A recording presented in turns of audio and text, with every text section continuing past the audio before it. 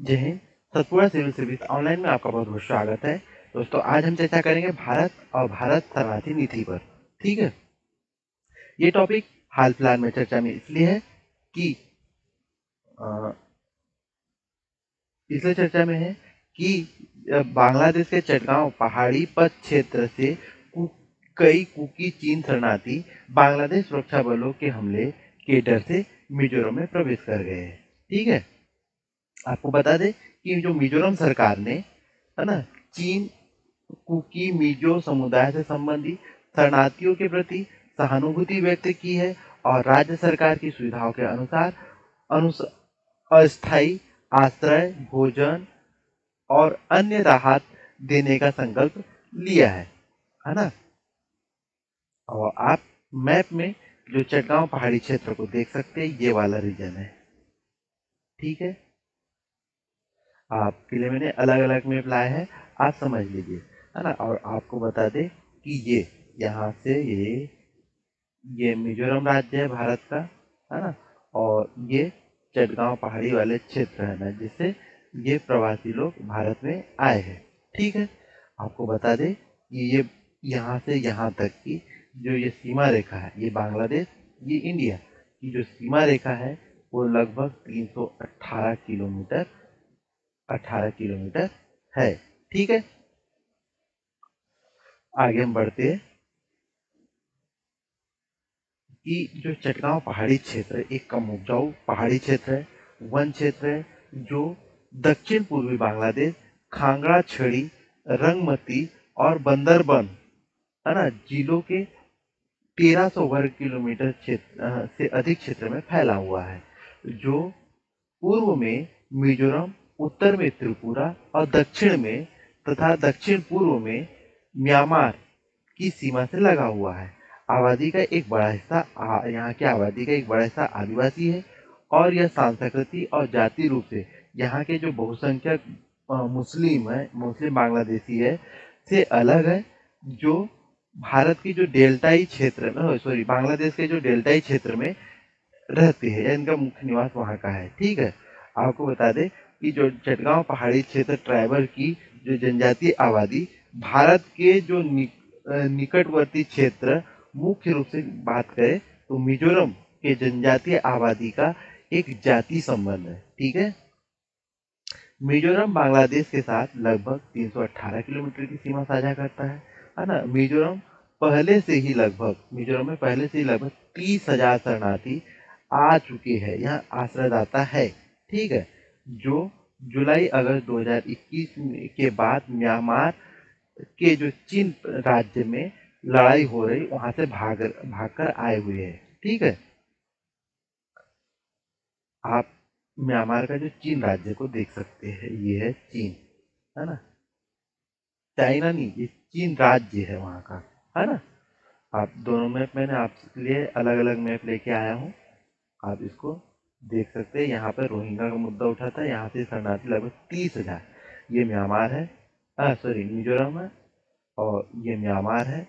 यहाँ से मिजोरम का जो म्यांमार का चीन राज्य और मिजोरम की सीमा साझा करती है, इसलिए यहाँ से 30,000 शरणार्थी लगभग मिजोरम में आए हैं। ठीक है। आगे हम चर्चा करते हैं कि भारत में जो शरणार्थियों की रक्षा कैसे की जाती है, इस पर चर्चा करते हैं, है ना। तो आपको बता दें कि भारत यह सुनिश्चित करता है कि शरणार्थी साथी भारतीय लोगों के समान सुरक्षा सेवाओं तक पहुंच प्राप्त कर सके। ठीक है। सरकार द्वारा सीधे पंजीकृत श्रीलंका के शरणार्थियों के लिए आर्थिक और वित्तीय समावेशन को सक्षम करने के लिए आधार कार्ड और पैन कार्ड, है ना, की सुविधा दी गई है। उन्हें राष्ट्रीय कल्याण योजना का लाभ मिल सके, है ना, क्योंकि उनको है ना लाभ मिल सके, वे भारतीय अर्थव्यवस्था में प्रभावी ढंग से भी योगदान कर सके, इसलिए ये सब कुछ किया गया है। ठीक है।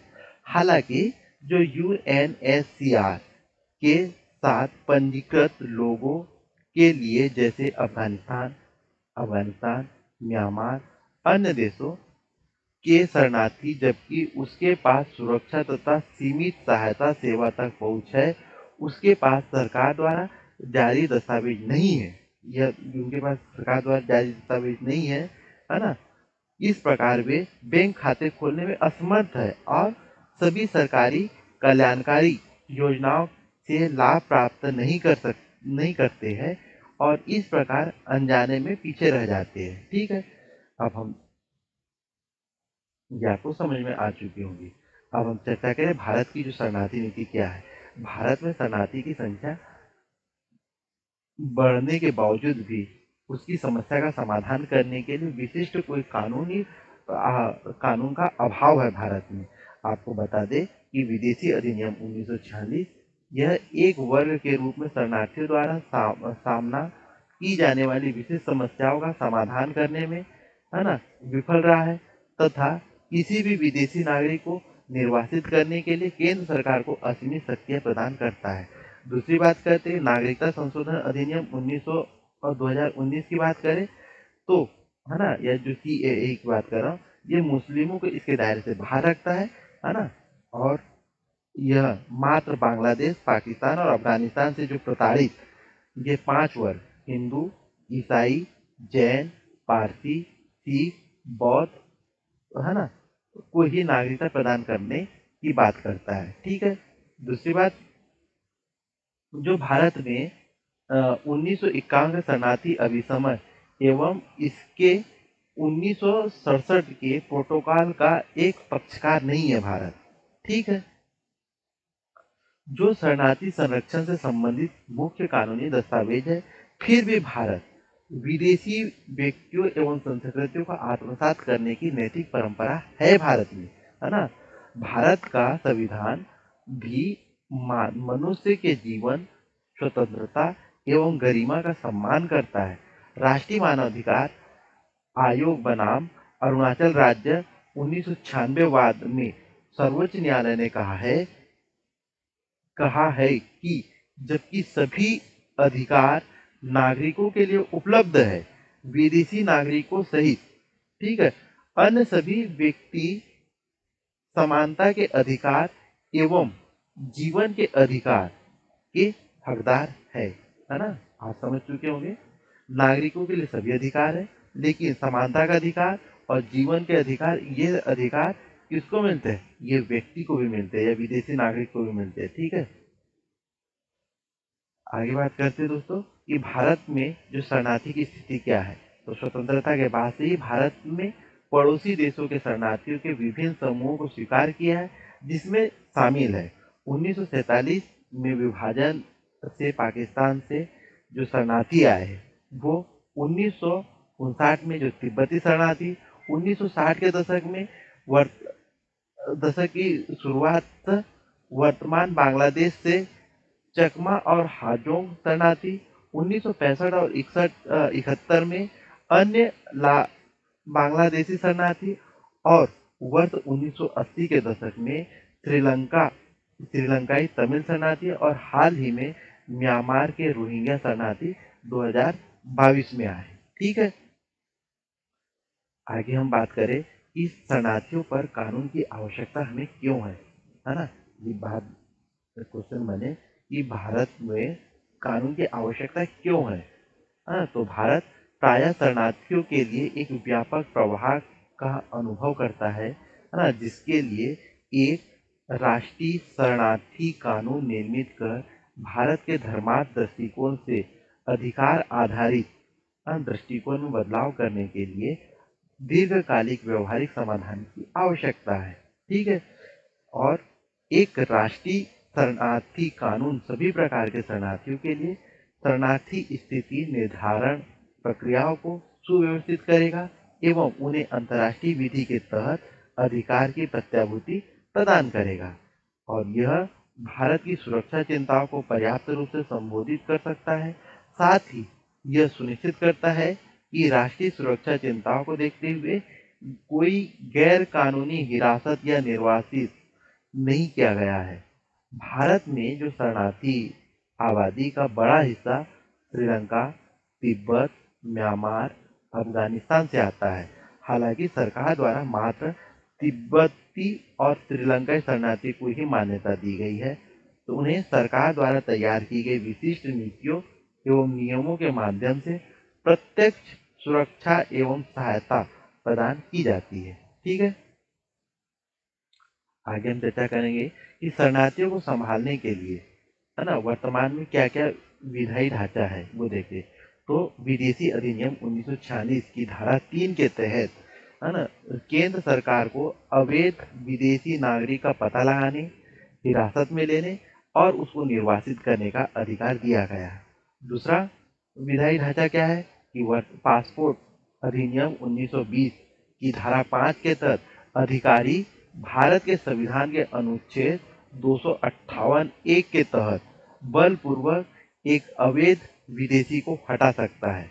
और क्या है कि 1939 का विदेशी नागरिक पंजीकरण अधिनियम, है ना, इसके तहत एक अनिवार्य आवश्यकता है जिसके तहत दीर्घकालिक वीजा, मतलब दीर्घकालिक वीजा को तो 180 दिन से अधिक का वीजा पर भारत आने वाले विदेशी नागरिकों को भारत आने के 14 दिन के भीतर पंजीकरण अधिकारी के साथ खुद को पंजीकृत करना आवश्यक है।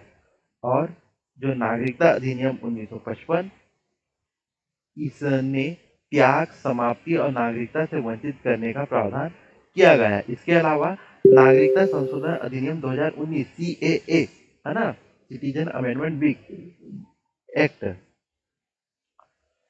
केवल बांग्लादेश, पाकिस्तान और अफगानिस्तान में जो सताए गए कौन से भी 5 कम्युनिटी, हिंदू, ईसाई, जैन, पारसी, सिख और बौद्ध, सॉरी 6 कम्युनिटी, हिंदू, ईसाई, जैन, पारसी, सिख और बौद्ध प्रवासियों को नागरिकता प्रदान करता है। ठीक है, अब हम आगे की राह देख लेते हैं कि शरण की मांग करने वाले लोग एक संवेदनशील स्थिति में हैं एवं एक समावेशी तथा सहिष्णु देश में आशा की आखिरी किरण देखते हैं। ध्यान में रखते हुए शरणार्थियों को समाहित करना चाहिए, किंतु मूल आबादी की कीमत पर नहीं, है ना। अतः भारत के लिए एक स्पष्ट शरणार्थी कानून एवं नीति को परिभाषित करने का उचित समय आ गया है। दोस्तों, यह वीडियो आपको पसंद आया हो तो प्लीज़ सबसे पहले लाइक कीजिए, है ना, फिर सब्सक्राइब भी कर ही लीजिए। और यदि पसंद आया हो, आपने अपने दोस्तों का भला चाहते हो तो इसको शेयर भी कर दीजिए, है ना। और यदि कुछ सजेशन देना है तो कमेंट करके बताइए। और साथ में सब कुछ हो जाए तो बेल आइकन दबाना ना भूलिए। ठीक है, तो मिलते हैं अगले वीडियो के साथ में। जय हिंद, जय हिंद।